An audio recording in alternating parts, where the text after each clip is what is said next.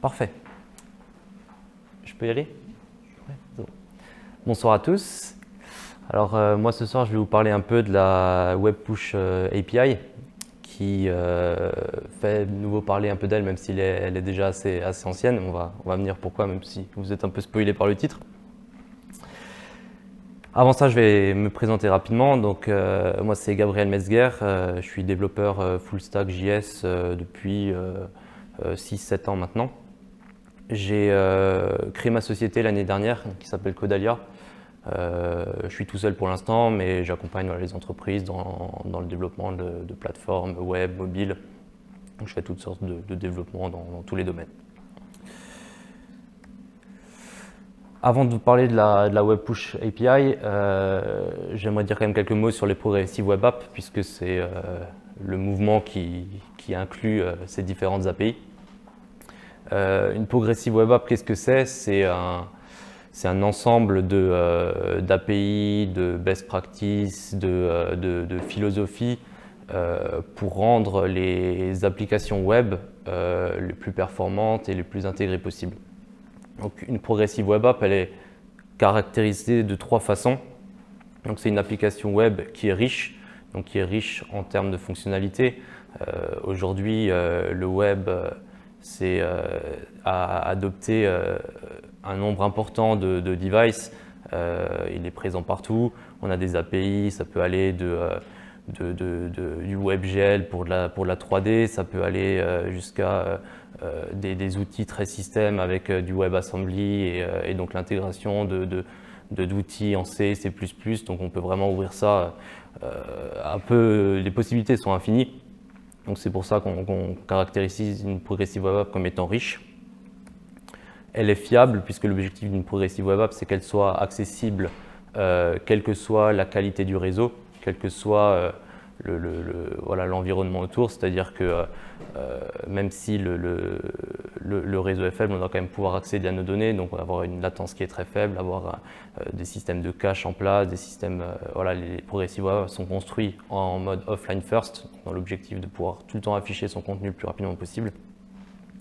Et la troisième caractéristique, c'est qu'une Progressive Web App est ce qu'on dit installable, c'est-à-dire que son expérience sur les devices va être très proche d'une application qu'on peut appeler native, une application spécifique à la plateforme sur laquelle on est, donc pour pouvoir adopter un maximum de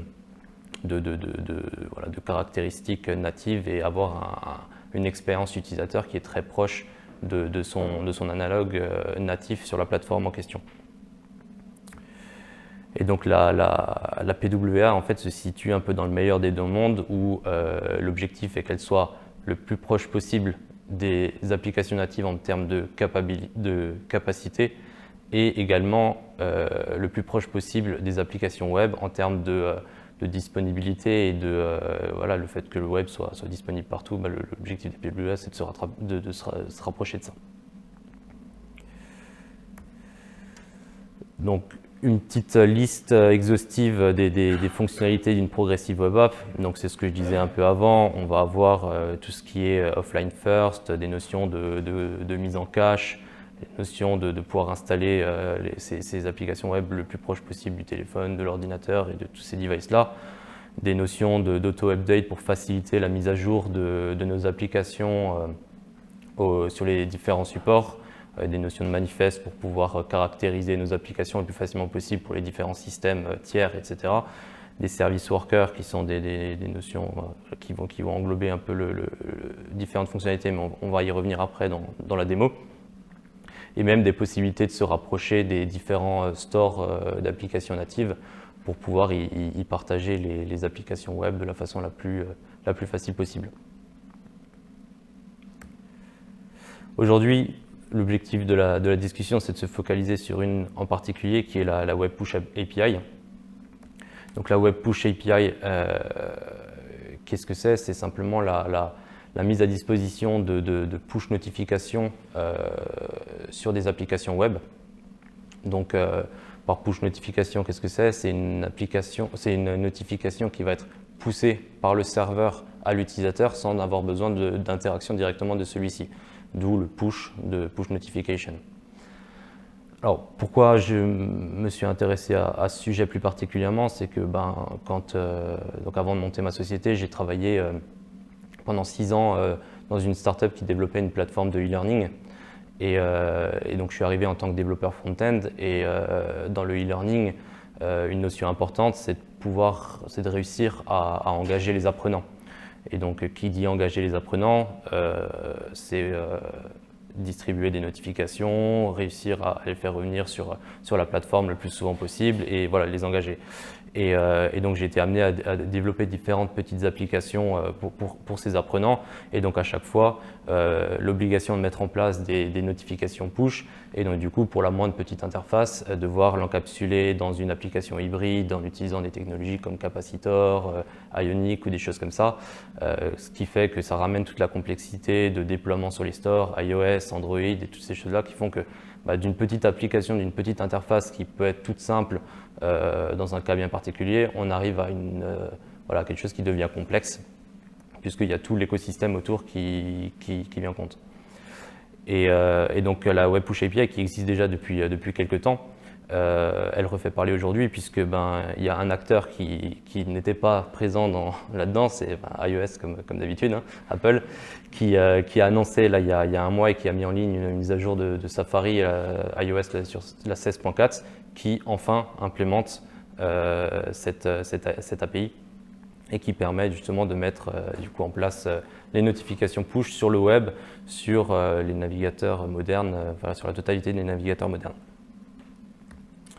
Donc je disais, l'objectif de l'API des push notifications, c'est d'engager l'utilisateur via des messages qui sont poussés depuis un serveur. La Web Push API, pour la mettre en place, elle nécessite un service worker. Donc il faut à minima mettre en place, enregistrer un service worker dans son application. Je vous montrerai dans la démo un exemple de comment on le met en place. Et donc pour implémenter cette API, il y a 3 étapes. La première, c'est il faut bien évidemment demander la permission à l'utilisateur s'il accepte de recevoir des notifications ou non, et d'envoyer les informations d'identification de cet utilisateur au serveur, les enregistrer éventuellement sur une base de données si on ne veut pas le refaire à chaque fois qu'on recharge la page. Ça, c'est pour la première étape. La deuxième étape, c'est ajouter la logique au niveau du serveur pour l'envoi de notifications push, donc c'est-à-dire contacter le bon service Google, FCM pour Google, APNS pour Apple, etc. Et la dernière étape, ajouter la logique client dans le service worker pour gérer tout ce qui est réception de notifications push, puisqu'une notification, elle peut être simplement un message qui est affiché, mais elle peut aussi engager l'utilisateur en proposant de cliquer dessus, d'ajouter des boutons pour pouvoir proposer des fonctionnalités supplémentaires à une notification. J'arrête là avec la théorie, on n'a que 10 minutes. Maintenant, on va passer à un exemple pratique. Donc, je vais vous montrer un peu, j'ai développé une mini-application où j'implémente justement la notion de notification push. Et donc, je vais vous montrer ça. Donc, je vais commencer.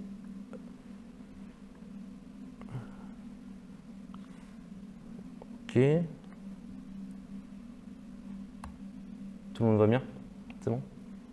Faut que je zoome un peu? Mais il veut pas. C'est celui-là. Ok. Donc voilà, c'est une notion c'est toute simple. Alors je vais enlever, ne pas déranger parce que sinon on ne la verra pas la notification. Et donc du coup, l'expérience utilisateur elle est toute simple. L'effet démo hein, classique. Elle apparaît là. Bon, il n'a pas voulu me l'afficher quand même. Je vais les afficher là. Qu'est-ce que c'est?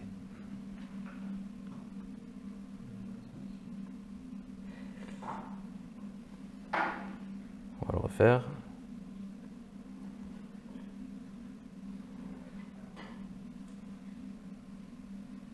Ah, apparemment il ne veut pas montrer des notifications pendant qu'on partage l'écran. Ok. Voilà, on a un exemple ici de la notification qu'on reçoit. Donc c'est une notification. Voilà, c'est comme si on était sur un device. Hein, donc c'est le même système. Je vais vous montrer l'implémentation de tout ça. Non, on n'est pas là. Donc, pour la partie client, on a implémenté. Ouais. Ouais. C'est bon? Parfait. Donc la première chose, comme je le disais avant, c'est le service worker. Donc ici, le service worker, il est très simple. Il va écouter un event qui est push, donc c'est lui qui va être déclenché à chaque fois qu'il y a une notification qui arrive depuis le serveur. Et donc ici, on peut simplement gérer le comportement de ce qu'on veut afficher. Donc on utilise la méthode showNotification qui nous permet d'afficher la notification qu'on souhaite avec un titre et un body et d'autres options, des boutons et des choses comme ça en fonction du payload qu'on a envoyé dans la notification. Donc ici, dans cet exemple, j'ai simplement passé un message. Et donc du coup, ici, je récupère le contenu de ce message et je l'affiche en fait dans le contenu de la notification. C'est ce qu'on voyait dans l'exemple juste avant. Donc ça, c'est pour la partie, donc c'était la troisième étape de ma liste d'avant. Donc c'est la partie gestion de la notification du côté client. Pour la deuxième partie, on a la partie, donc ici quand on est toujours dans le côté client, on commence par ce que je disais, demander la permission à l'utilisateur. Donc c'est là où on va permettre, excusez-moi, c'est pas ici, voilà, c'est ici.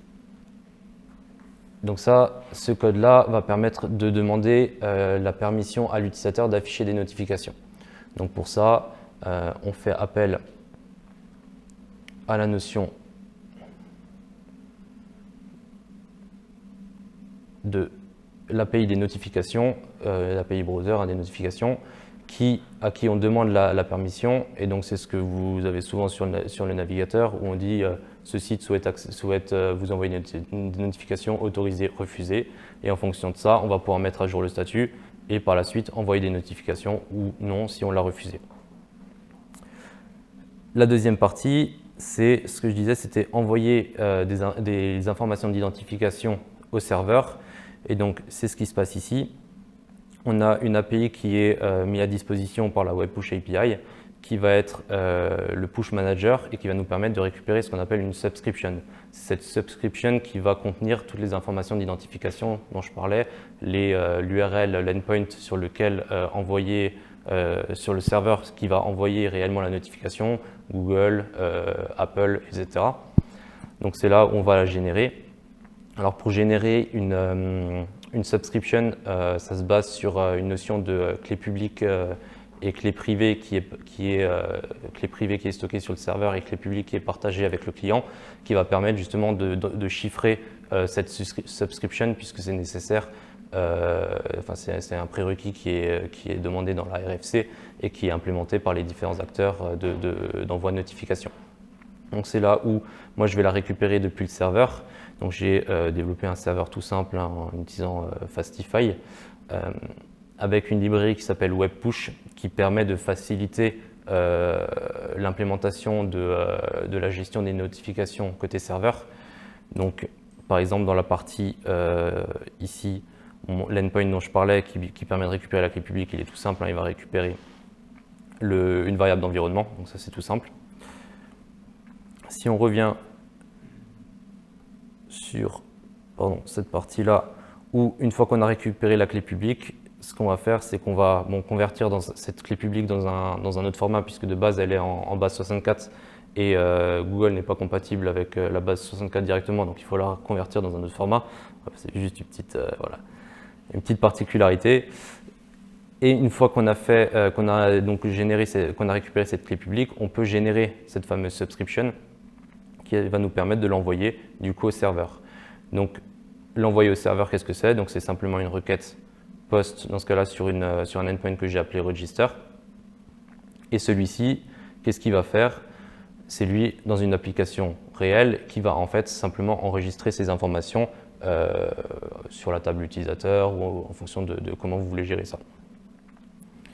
Une fois que ça c'est fait, les choses sont en place pour permettre un échange de notifications push. Donc maintenant, le serveur peut directement envoyer une notification push au client. Et donc pour ça, on a ici un endpoint qui va donc simplement permettre de déclencher l'envoi de la notification. Donc ici, c'est un peu biaisé puisque je demande la notification d'être envoyée, mais dans un cas réel d'utilisation, ça peut très bien être déclenché par le serveur directement sans avoir besoin d'interaction du client. Donc là, qu'est-ce qui va se passer? On va récupérer la subscription. Donc ici, moi, elle est directement envoyée par le client, mais logiquement, en production, on la récupère au niveau de l'utilisateur. Je récupère ici dans la requête le contenu de ma notification. Et donc ici, j'utilise cette fameuse librairie webpush avec simplement une méthode sendNotification qui va prendre la fameuse subscription qui a été enregistrée au niveau de l'utilisateur, le payload de la notification et quelques options de type TTL pour gérer l'affichage de la notification. Dans certains cas, on veut que la notification ne soit disponible que pendant un certain temps. Si l'utilisateur ne la voit pas, enfin voilà, si l'utilisateur n'est pas disponible, le client n'est pas disponible, on veut par exemple qu'au bout d'une heure, il s'affiche même s'il ne l'a pas vu. Donc ça, c'est des options qu'on peut passer.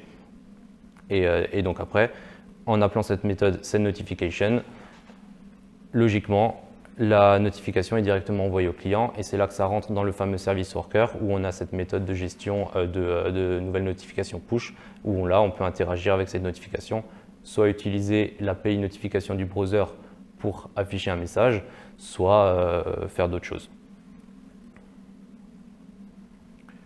Et donc, je vais vous montrer comment je l'ai utilisé dans mon application. Donc ici, on retrouve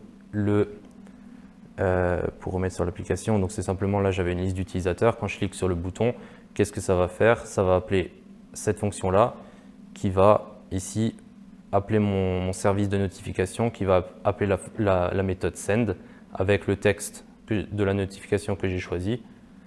Et cette fameuse méthode send, qu'est-ce qu'elle va faire? Elle va tout simplement faire une requête à l'API avec la subscription qui avait été générée par le client, le body de la requête et un éventuel TTL et délai pour l'affichage de la notification. C'est pas plus compliqué que ça, l'implémentation se fait facilement et elle permet du coup de gérer ça de façon beaucoup plus facile qu'avant où on devait par exemple mettre tout ça dans un environnement natif ou hybride et donc qui ouvre vraiment beaucoup de possibilités en termes d'interaction avec les utilisateurs. Voilà pour moi. Si vous avez des questions, c'est avec plaisir.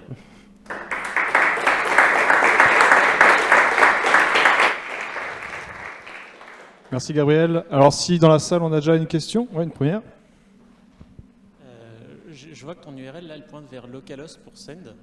Il y a quoi derrière en fin de compte? Parce que est-ce que tu es obligé de passer par un GAFAM pour pousser? Je pense que sur les mobiles tu es un peu obligé parce que je sais qu'on va limiter le nombre de sockets qui sont ouvertes. Ouais. Et sur le browser peut-être pas? Tu as des trucs auto-hébergés pour faire ça? Sur le browser c'est une bonne question. En tout cas, avec cette API, pour moi, tu es toujours obligé de passer par un… Ouais, par un fournisseur de notifs du style… Pour avoir des notifications push, ouais, tu es toujours obligé de passer par un service type FCM, type APNS pour Apple, tu seras toujours obligé. Ouais, et d'ailleurs, en production, par exemple, Chrome te demandera d'enregistrer ton application sur Google Cloud pour avoir un Project ID pour pouvoir utiliser justement ça en production. Donc oui, tu vas être obligé de te lier à un Google, Apple, etc. Ouais, donc c'est potentiellement pas une API qui est exploitable si tu veux vraiment juste avoir une appli qui ne dépend pas d'un service cloud derrière. Ou alors tu vas avoir des sérieuses limitations potentiellement. Ouais, je pense que tu vas être très, très limité. Ouais. Merci. Est-ce qu'on a quelqu'un d'autre dans la salle? Sinon, on a une question sur Twitch de HVLID Slav. C'est quoi c'est comme le Symfony Mercure. Alors, je sais pas si ça te parle. Non, ça ne me parle pas. Symfony Mercure. Est-ce que ça… Non, c'est pas pareil, a priori. Quelqu'un connaît ici dans la salle?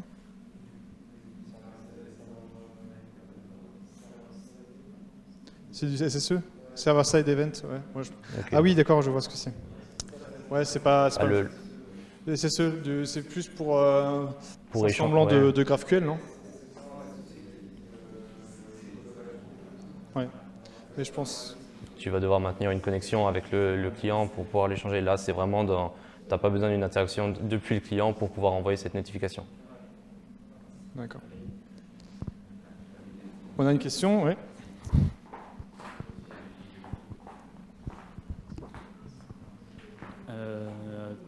Tu parlais du payload qu'on pouvait envoyer dans la notification.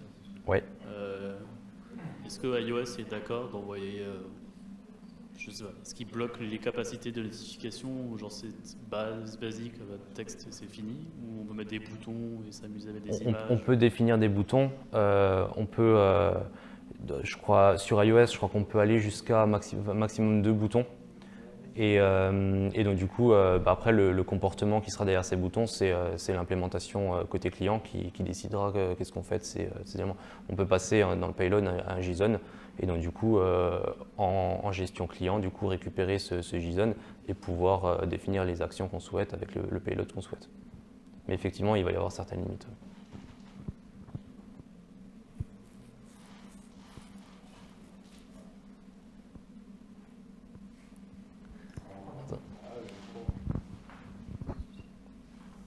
Intimidant le micro. Oui, quand on est en version web, par exemple, si on reçoit les notifs sur Chrome, est-ce que s'il est fermé, genre avec un commande Q, on reçoit quand même la notif? Non. Alors dans le... Si, oui, parce que ça c'est le principe du service worker. Le service worker, normalement, devrait continuer à tourner, même si le navigateur est coupé.